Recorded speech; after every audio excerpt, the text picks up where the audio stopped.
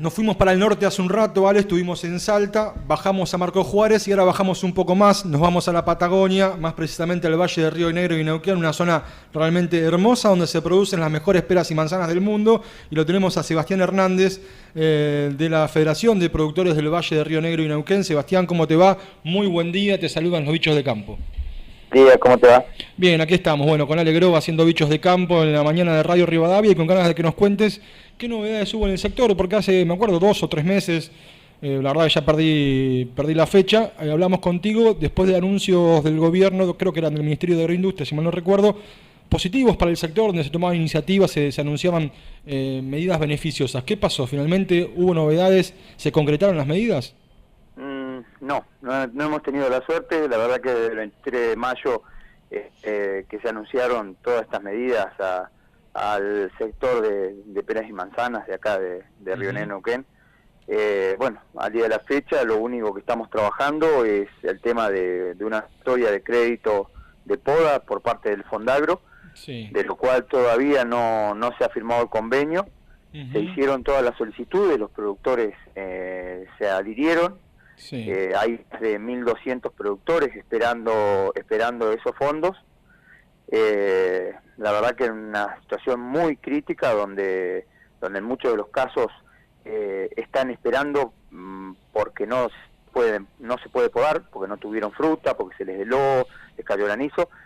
Y bueno, en esta circunstancia, bueno, hoy estamos a la espera y muy preocupados por la burocracia que se está llevando a cabo en base a que nunca las cosas como tienen que llegar, en tiempo y forma, claro, como se necesitan en los sectores. Después por ahí se quejan, pero la realidad es que cuando uno demanda o reclama y lo tratamos de hacer y coincidimos en auxiliar a una economía como esta, hay que hacerla en el tiempo que se corresponde. Sebastián, volvamos tiempo atrás. En mayo, contanos cuál fue específicamente el anuncio. Bueno, había 300 millones de parte del Fondagro para tareas culturales. Para que el productor pusiera en condiciones la chacra, digamos. No, para empezar con el tema sanitario, que era lo de la poda. Sí, después venía un plan sanitario, que venía en agroquímicos y en emisores de confusión sexual, que son para el tema carpocapsa, de lo cual eso eran 240 millones. Bueno, después se planteó el tema de Repro, el programa de reproducción, para ayudar a lo que es la mano de obra. Sí, para las cargas sociales, ¿no? Exacto. Y después, bueno, había otras situaciones, como el Ministerio de Desarrollo Social, que venía con productores más chiquitos, ya están en una situación muy crítica. Y bueno, y la verdad que entre todas estas cosas que se fueron hablando, bueno, al día de hoy no tenemos nada y nada de ninguno de esos, porque parecen como medidas que crean un enfoque completo y digamos abarcativo. Nada se concretó. No. Ni en parte. No, por eso digo, no tenemos ninguno. El único más avanzado de todo es el tema de poda, pero lamentablemente igual estamos atrasados. Nos queda menos de un mes para terminar la poda. Y bueno, no está ni firmado el convenio, ni siquiera tenemos la posibilidad de estimar cuándo estaría la plata acá para que los productores pudieran hacer frente a pagarle a los empleados y poder podar. Y cuando firmaron el convenio en mayo, el gobierno les dijo, ¿esto se va a concretar en X tiempo? ¿Qué dijeron las autoridades en ese momento? Mira, a partir del 23 de mayo nosotros habíamos salido con una idea de que todo lo que se promovía en función era lo que habíamos planteado, pero bueno, empezamos a hablar después del 23 de mayo, las semanas siguientes estuvimos acordando hasta que llegamos a un acuerdo en lo que era el financiamiento para lo que era la tarea de poda y lo que era el plan sanitario. Otros temas no había discusión porque bueno, tanto el Repro como lo del Ministerio de Desarrollo Social estaban en acuerdo.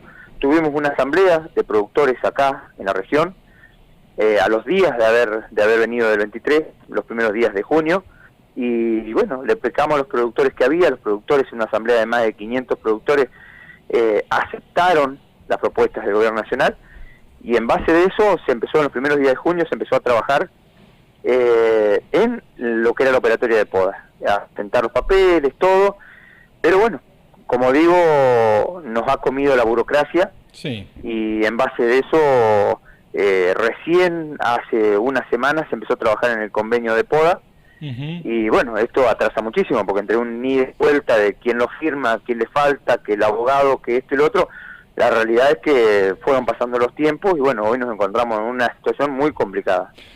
Sebastián, y me decías que estaba ya el productor terminando la poda. ¿Qué significa, digamos, empieza a florecer la manzana? ¿Cuál es el momento productivo? Claro, mirá, a ver, ahora tenemos hasta los primeros días de septiembre. Primero que nosotros en nuestro ciclo de poda es desde mayo hasta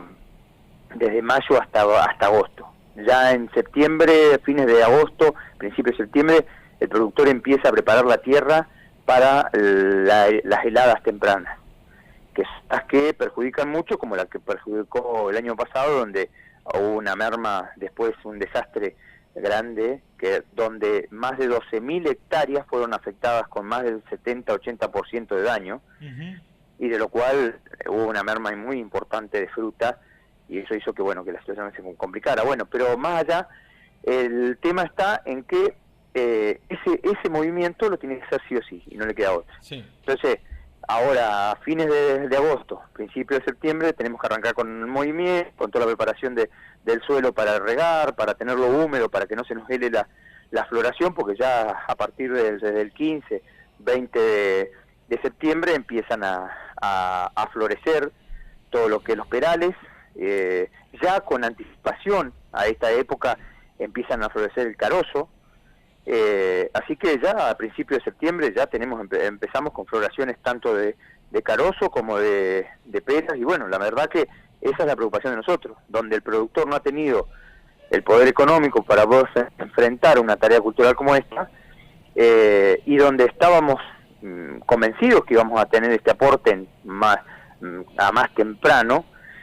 Bueno, hoy nos surge de que bueno, estamos dando vueltas de hace semanas que no pasa nada. Y Sebastián, Alejandra ahora te quiere preguntar algo respecto a declaraciones de Lopetegui, ¿no, vale? Sí, que el vicejefe de gobierno que dijo que bueno, que ustedes hacen frutas que no pide el mercado. ¿Qué piensan o cómo se sienten con esas declaraciones, y si tienen algo de cierto o hacen alguna autocrítica? A ver, primero duele mucho que hablen de una economía que no conocen, primero, porque para hablar de la fruticultura y ver el esfuerzo que hace el productor día a día, y la sangre y la vida que ha dejado en la chacra, reconvirtiendo y tratando de mejorar su actividad, y hoy estando parado, siguiendo produciendo, donde hemos tenido una ecuación económica que anduviera de hace muchísimos años, y de lo cual, de las 40.000 hectáreas que hay hoy en producción, más de la mitad, bueno, la mitad más o menos, las tienen las empresas que han reconvertido y han buscado las variedades de punta que requieren los mercados. Y del otro 50% de la producción que hay en Río Negro, Neuquén, que pertenece a los productores primarios, que son los que defendemos nosotros en la federación, han reconvertido más del 50, más de la mitad, han reconvertido y han puesto variedades de punta.